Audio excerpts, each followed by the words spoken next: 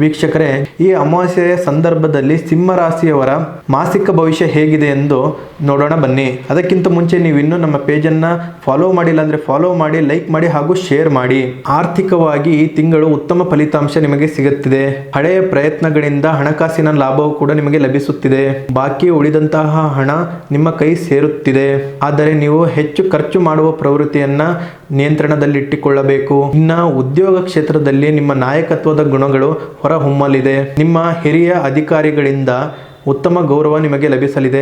ಇನ್ನ ಕೆಲವು ಜವಾಬ್ದಾರಿಗಳು ನಿಮ್ಮ ಮೈ ಮೇಲೆ ಇರುತ್ತದೆ. ಕೆಲಸದ ಸ್ಥಳದಲ್ಲಿ ನಿಮ್ಮ ಮಾತಿಗೆ ಬೆಲೆ ಹೆಚ್ಚಾಗುತ್ತದೆ. ಇನ್ನ ವ್ಯವಹಾರಸ್ಥರಿಗೆ ಈ ಸಮಯ ತುಂಬಾ ಅನುಕೂಲಕರವಾಗಿದೆ. ಹಳೆಯ ಗ್ರಾಹಕರಿಂದ ಉತ್ತಮ ಆದಾಯ ಬರುತ್ತದೆ.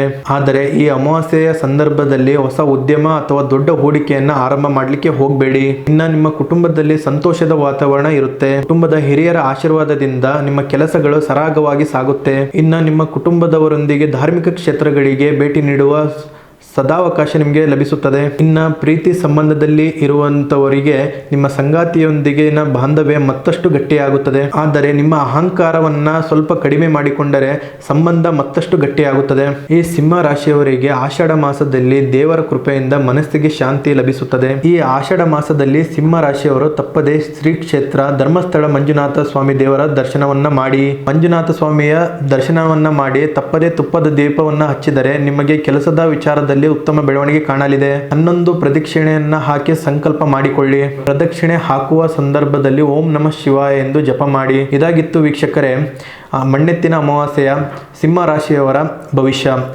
ಈ ಮಾಹಿತಿ ನಿಮಗೆ ಇಷ್ಟವಾದರೆ ನಮ್ಮ ಪೇಜನ್ನು ಲೈಕ್ ಮಾಡಿ, ಶೇರ್ ಮಾಡಿ ಹಾಗೂ ಫಾಲೋ ಮಾಡಿ.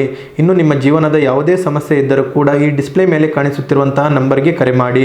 ಧನ್ಯವಾದಗಳು ವೀಕ್ಷಕರೇ.